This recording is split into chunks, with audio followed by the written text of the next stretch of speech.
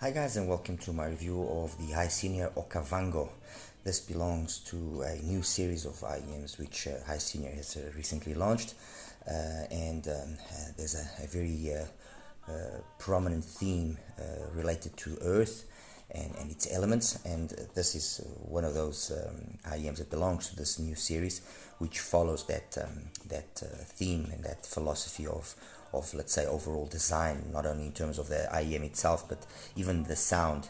They are trying and to make each one of those IEMs kind of have some sort of relation with what the name and what the actual overall idea of that particular model will be.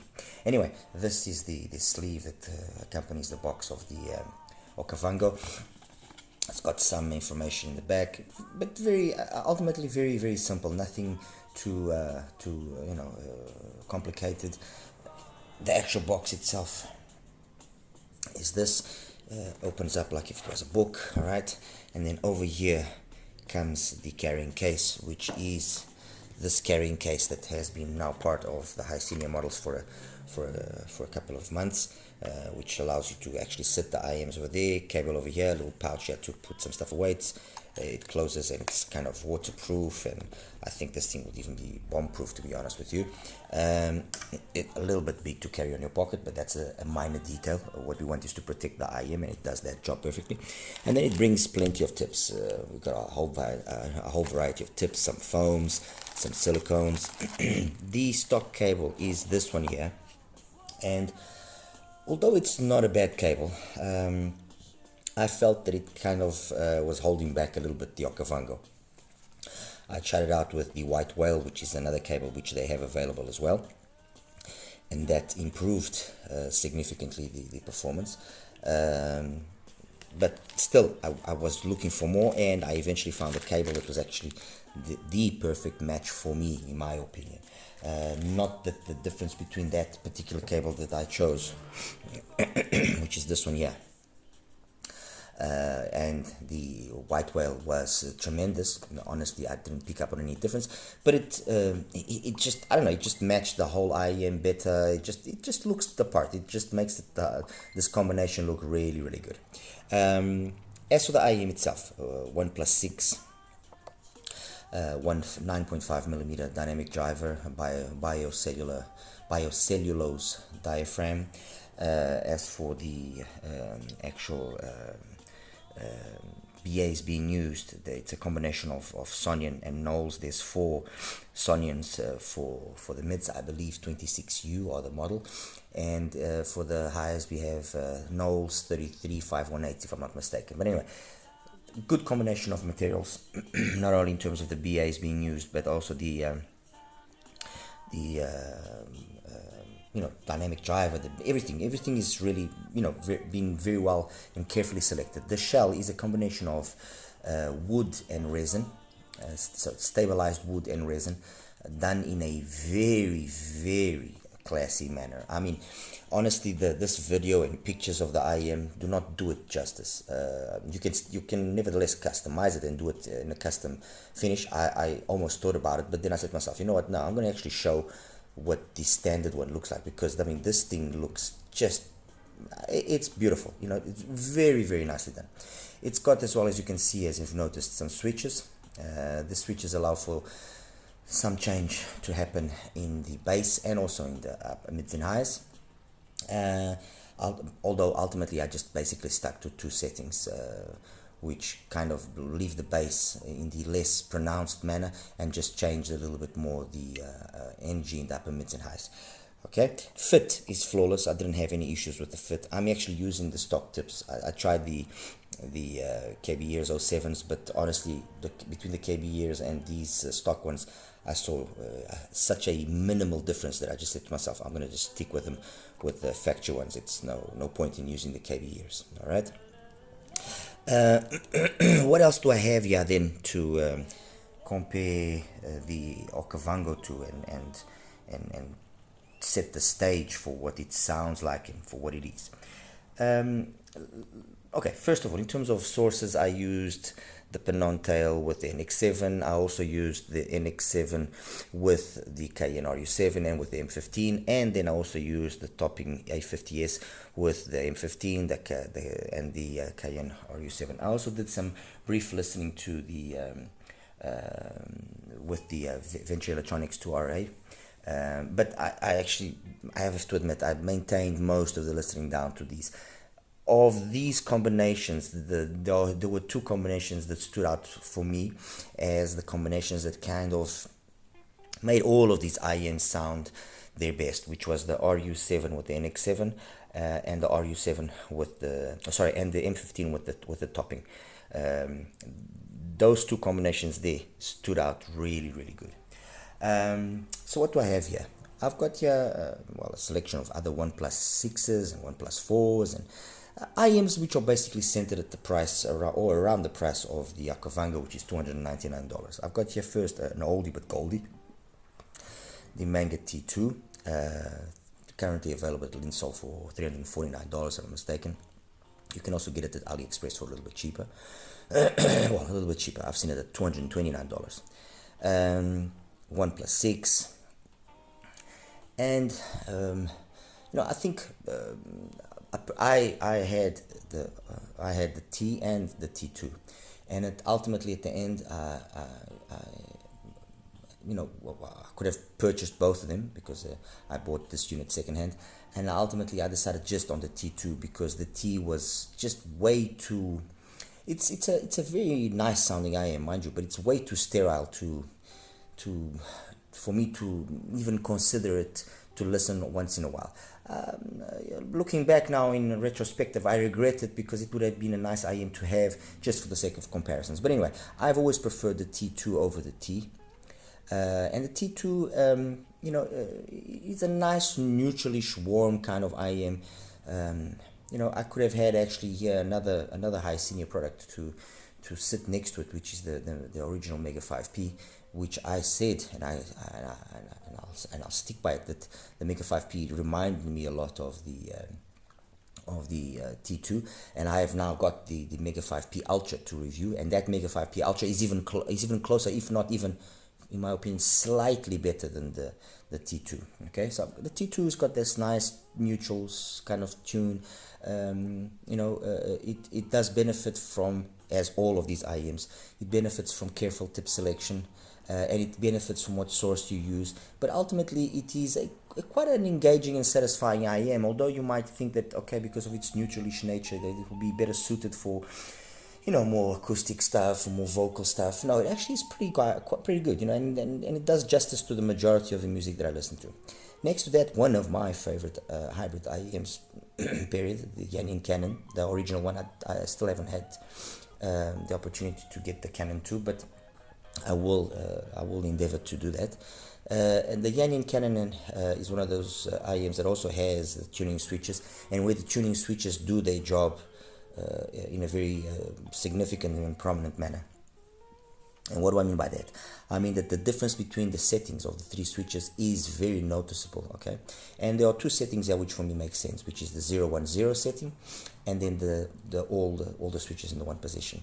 Those two settings are the ones that maintain the balance throughout the frequency the best. One, which is the all switches, gives everything a little bit more energy and boosts everything a little bit, but maintains it balanced. The other one, the 010, kind of emphasizes the mids and keeps the bass and the treble a little bit more tamed. Although being a little bit more tamed doesn't mean it loses energy compared to the previous setting which I just mentioned. Overall, the sound of the Canon, it does justice to the name. It is super, super engaging. It is, it will really satisfy you. If you like listening to rock, it will do its job. If you like listening to vocal stuff, it will do its stuff. It's a very, very capable IEM in terms of overall music reproduction. Price is about $349, so the same thing as the Manga T2. And if I was to say which one I would choose between the two of them, Yannian, because the Yannian can do more things that the Manga is not capable of doing. So between these two, the Yannian is the wiser choice, okay? Next to that, we have the Full Performer 8. It hasn't got any switches, but it does have a very carefully designed crossover network, an RLC crossover network. It does have a very carefully designed shell with with special attention paid to the length of the tubes for each one of the drivers. It is an exceptionally well designed IEM. Care has been taken, and it's evident in the sound. You notice it. It's a OnePlus 6. The Mangit is a OnePlus 6. The Yanyan is the OnePlus 4. This is a OnePlus 7. Sorry, or not OnePlus 6, OnePlus 7. So it's got one more BA than the Mangit, and excuse me, 3 more than the Canon. What is the sound here? What is the nature of the sound? Again, neutrally sound, very similar graph-wise to the Mangit. What you do notice is in the upper mids and treble, it's more polished than the Mangit, and there's a little bit more note weight on the bass. That's the differences that you can pick up quite easily. I personally find it one of the better choices in this up to $400 price bracket in terms of hybrid IEMs. Highly capable. I honestly didn't see any flaw that is blatant or that kind of makes you reconsider whether or not it's a worthy IEM to purchase. Next to that, the Soundrime SR7, and the Soundrime SR7 actually has a very similar configuration to the Okavango, also OnePlus 6 using a 9.2 instead of a 9.5 millimeter biocellulose driver, and also uses Sonian and Knowles in the mids and highs. So these two have a very similar configuration. This has an 8 millimeter dynamic driver, and then the BAs, I believe it's a mix of seeaudio and Knowles, if I'm not mistaken. I believe, I could be wrong. This has got a 10 millimeter driver and Knowles, I believe, as well. And the Mangit has got a mix as well of BAs. Believe there are some Sonians in there as well, and it's also a 10 millimeter dynamic driver. So they all end up, oh sorry, I forgot to mention the price of the SR7 is $369, just like the price of the full Performer 8. So they all kind of centered between this $299 for the Okavango, and then $349 for these two, $369. So they kind of sit within more or less the same price range.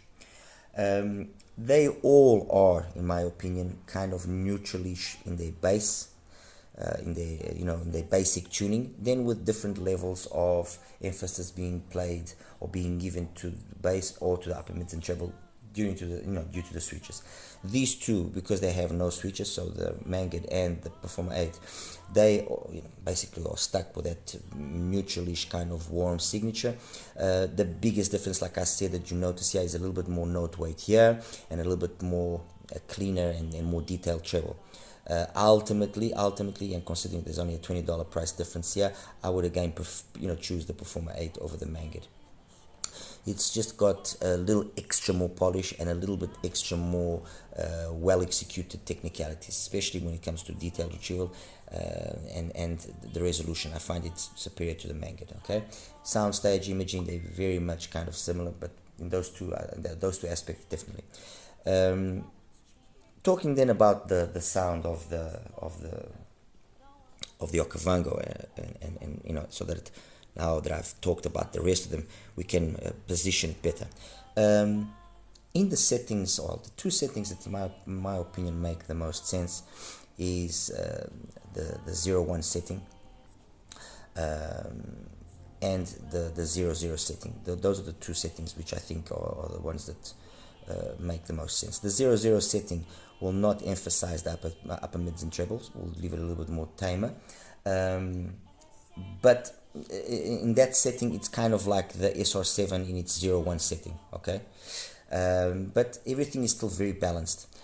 Ultimately, I guess that for those that want, the last little bit of detail and treble execution, that 0-0 setting might be a little bit lacking. But then if you put it on the 0-1 setting like I have here, it's perfect. It will go and fetch those extra 2-3 dBs that are missing in the upper mids and treble and in the extension past 10K, give it a better sensation of air, and improve ultimately its soundstage, its imaging and detail retrieval. Okay, in that setting it is a more, let's say, technically capable IM, while in the 0-0 setting it is more, let's put it, organic style in its tuning. Okay, The bass is well executed. I particularly didn't like the bass in the boosted setting, not because it was bad. No, it was good. Although boosted, it was still good, but it just made things overly thick, and it just didn't then complement the rest of the frequency range. So in the setting where the bass is in its lowest configuration, which is with a zero, so with a one switch zero position, you have a clean bass. It's detailed. It's got decent speed. Could be on occasions just a little bit quicker, but it's got decent speed. It's got good rumble, so it's capable of going into the sub bass territory. Got good enough slam. It's a nicely executed bass. Timbre of the bass is very nice, and the texture of the bass is very nice. Okay, you have that cozy, warm feeling. Okay, but with quality, so you feel it's a quality bass there. It's not like you're listening to a bass that's been, not properly done. You listen to Comfort Zone, for the live version from Larry Carlton, and the drums in the back, which are accompanying the guitar. It's got enough energy to make them sound realistic. If I listen to the other songs, which I usually like to use for my bass analysis, let's put it that way, which is From Dusk to Dawn. Perfect. It's got plenty slam, plenty energy. There's nothing lacking there. It's in my opinion, done beautifully. Little Fusion G minor from Jacques Lassois Trio as well, beautifully done. Nothing. The transition from the bass into the mids, no real bleed, or nothing that it's in any way detrimental, at least in that unboosted bass setting. In the boosted bass setting, yes, it does camouflage slightly the mids, but in the unboosted bass setting, the transition is perfect. Very nice vocals, both male and female. And then the highs.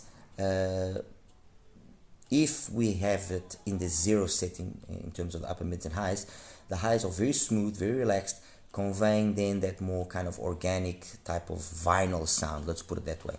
If we switch it on and we give it a little extra boost, it then becomes more detailed, more twinklies and sparklies, but it never loses that ability to be smooth. And songs like Up and Up from Jeff Ryan, which is a song that I like using to see if it gets aggressive or anything of the sort, was fine. I didn't have any issues with it.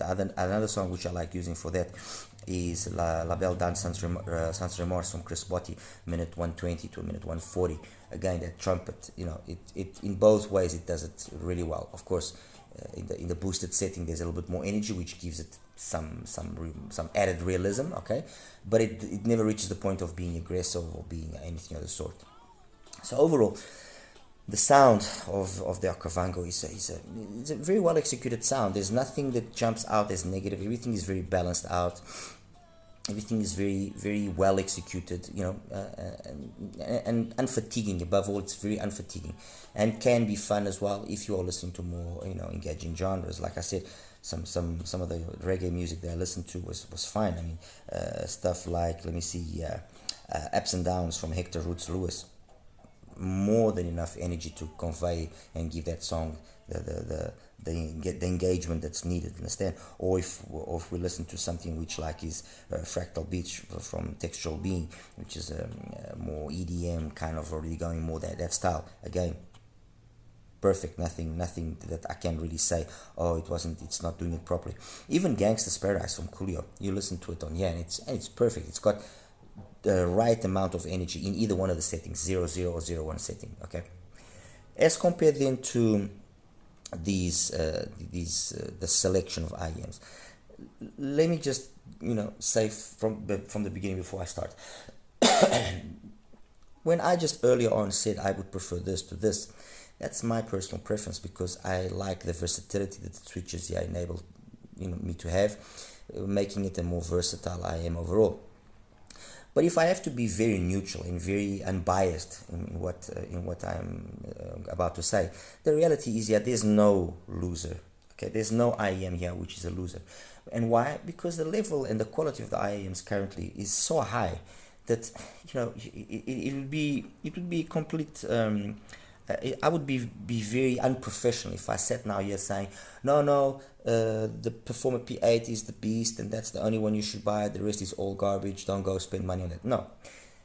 you know, these are all, and I don't want to make analogies here with cars and so on and so forth, but the truth is, you know, these are all luxury saloons. Let's put it that way. Okay, this is an Audi for the sake of argument. That's a BMW. That's a Mercedes. That's a Lexus. That's I don't know, a Jag. You know, they all are luxury saloons. They all have their pluses and their minuses, and that's exactly what I'm trying to clarify here before you know, people start getting a little bit confused and thinking, oh no, but I just spent money on the Performer 8, should I not go buy the Okavango? Oh no, but I've got the SR7 and I've got the Canon, should I go buy the Okavango? No, that's not what I want you to do. I want you to understand what they all are with relation to each other. And if you're on the market of buying one, do a more informed selection. Sorry. So Okavango compared to the T2, they are very different. That's more relaxed, more smooth, more chilled out, and you'll see it now when I show you in the graphs. This is overall more engaging, more fun. You have the tuning switches which can give you then that extra boost. So maybe if you're a bass head, you will enjoy this in that setting as compared to there, that was not designed to be a bass head IM, and it doesn't have that ability to be tuned as well. So based on the tuning capabilities that one and the other offers, and the fact that that's $349, this is $299, and you know, it comes well accessorized and so on and so forth, you know, it's hard for me not to say that this is the smarter choice. Okay, compared to the to the Canon, they are very similar. Ultimately, the more versatile one, the one that will enable more tuning options, is the Canon. But in terms of the sound, they are very, very equal. Okay, in the 010 setting, for example, compared to the 00 setting here, they are about the same thing. You know, the differences that exist are so minor, and are noticeable under such are only going to be noticeable under almost ideal conditions. On a normal day-to-day listening, I don't think many of us will pick up on the differences. So you know, it's not one is the best, one is, you know, no, they are very, very similar again. Compared to the Performer 8, we have very much the same situation as on the T2. Ultimately, the fact that that's $369, this is $299, automatically, you know, makes you kind of think, okay, this is the wiser choice. Yes, it is. In terms of sound, it is more engaging than the T2. It is more capable of keeping up with the Okavango with more energetic genres. Yes, and it is actually more capable of than the Okavango. If ultimately I'm looking for a very correct execution, the Performer 8 will be slightly ahead of it. But like I just said, it also in more energetic genres, it will lose to the Okavango. Not by much, but it will lose. It's not as, this is just slightly above. So they trade blows. So they end up kind of being very equal. The same situation as with the Canon, like I said. And then finally, with regards to the sound drum, the SR7, the similarities between the two of them are uncanny. There were occasions, honestly, that I was actually thinking that I had the Okavango in my ears, because the cables are basically the same color. You know, I was actually thinking, I've got the Okavango in my ears, okay, I'm going through one song, through the other, and then when I look carefully, I thought, oh no, okay, I've actually got the SR7, and sometimes it was the other way around. So the similarities between the two of them are such that I'm not going to say that one is better than the other. No. If between the Okavango and the T2, I can distinguish quite easily. Between the Okavango and the Performer 8, I can distinguish quite easily. And where can we distinguish it quite easily? Especially in the upper mids and treble here. They are just that little extra, okay, as compared to this.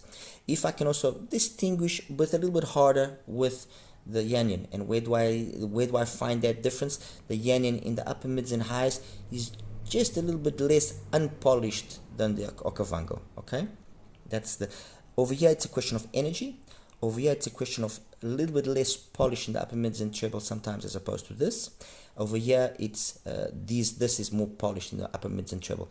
The bass actually surprisingly in the lower bass setting of the Okavango is very similar.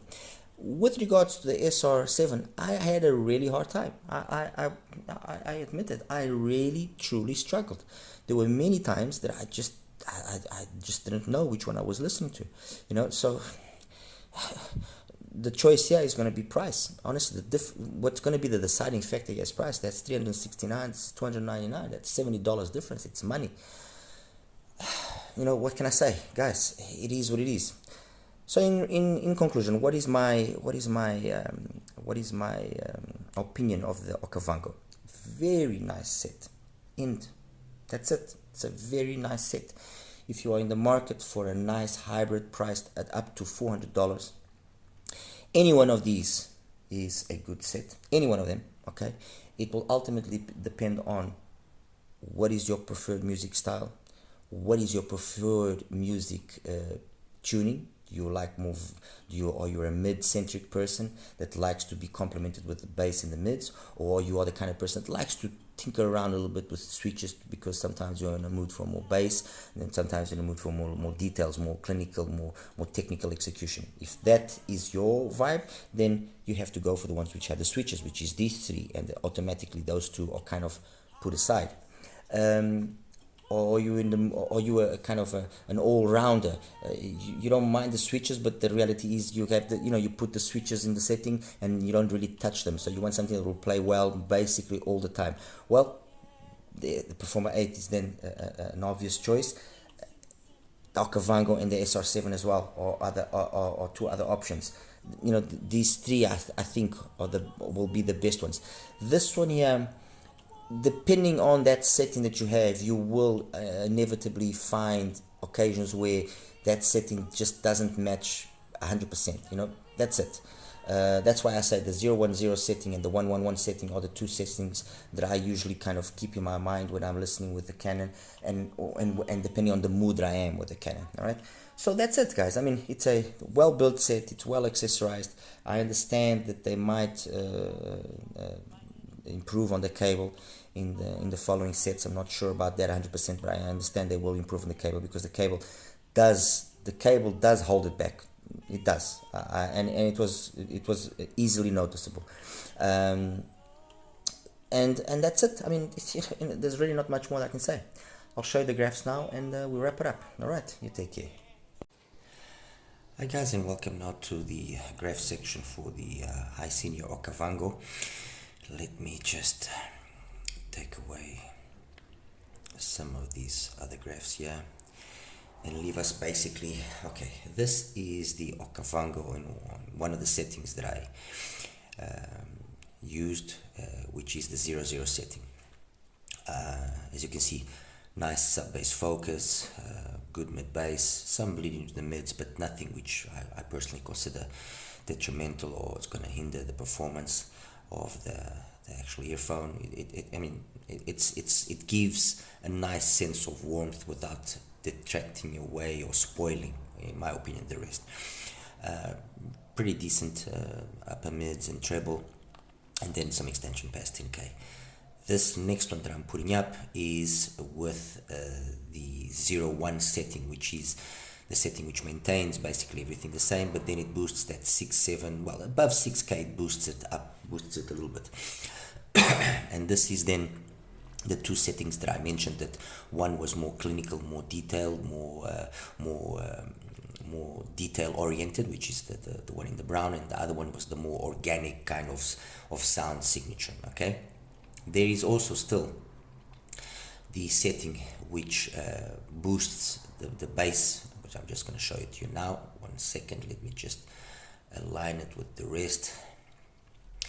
And this particular setting is well, it kind of boosts the bass, as you can see, and also boosts slightly the upper mids and treble, although for some reason which I just don't understand, it actually drops it. Let me just take away this one here slightly. So the brown is the 01 setting, okay, while the red is the 11 setting.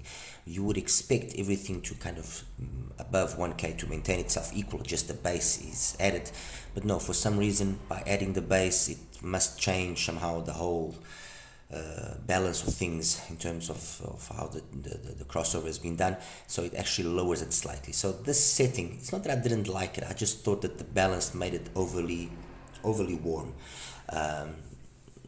it loses too much detail in my opinion. And if I actually have to compare it with the setting, the 00 setting, as you can see, it's less energetic than the 00 setting. Okay, in a good part of the mids and upper mids, and adds bass. I'm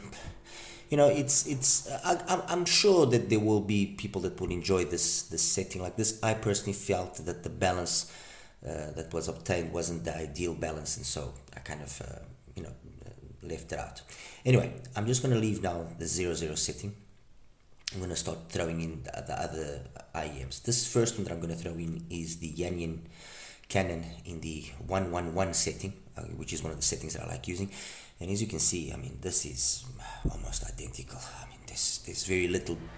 It's very hard to differentiate, and that's why I was saying it's hard to differentiate it between the Okavango and the Yanyan.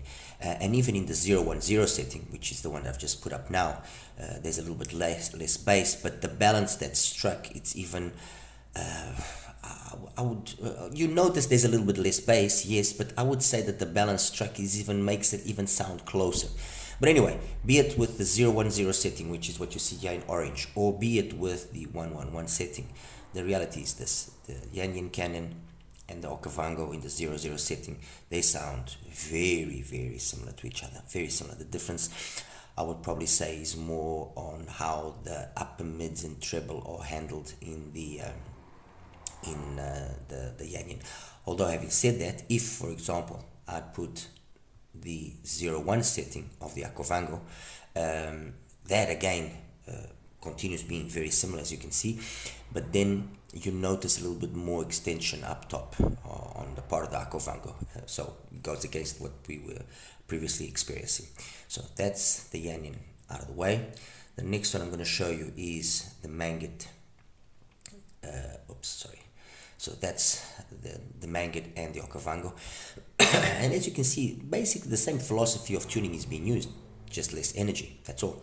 But very, very similar again. I mean, it's not a huge difference by any intents or purposes.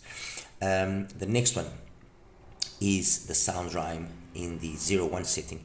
And again, like I said, the similarities are just unbelievable. I mean, it's very, very, very equal. Everything, the way the pin again is done, how it maintains the dip there at around the 5k, the peak after that, the extent, very, very, very equal. I really, really, truly struggled to differentiate the two of them. I'm being totally honest. I really struggled. No, that one I don't want. That one, no. That one, no. Oh yes, this is the sound rhyme in the boosted bass setting, okay, and I'm just going to compare it with the boosted bass setting of the Okavango so you guys can see again how similar these two are, okay. And now let me just align them, okay. Take the HISENIOR, and I mean, guys, let's be honest here. That's very similar. That's very, very, very similar. Anyway, that's it. And finally, again, putting the Okavango, finally comparing it with the a full Performer 8. A lot of similarities, especially in the way that this part here of the mids is done to a certain extent. The difference that you notice, like I said, is that you notice there's more clarity because you don't have as much mid bass. There's more clarity up top here, and that's where you see that the full perhaps edges out the Okavango. Just for the sake of comparison, I mentioned that the Manget T2 was very similar. Well, there you go. Manget T2 in black, or Performer 8 in red. I mean, I think the graph speaks for itself. Very, very similar. Where you see the difference is the way the upper mids and treble is handled in the Performer 8 is better than in the T2. And the bass, although seeming similar, there's more bass weight on the Performer 8. Anyway, guys, that's basically my take here on the Okavango. As I said during the review, I think it's a good IEM. It's well built. It's well accessorized. Just the cable needs to be paying, needs to pay attention. Either you get the white whale cable from them, which does have amazing results on the Okavango, or then you choose your own cable. I mean, it's up to you. And if you're in the market for a sub $400 hybrid and you want something that's well tuned, well done, this is definitely a contender. This is definitely something that you should be looking at, and the price that it's being offered for $299 is a pretty competitive price. Anyway, that's my take on the Okavango. As always, like and subscribe. Any questions you might have, please feel free to ask. Thank you. Bye bye. Take care.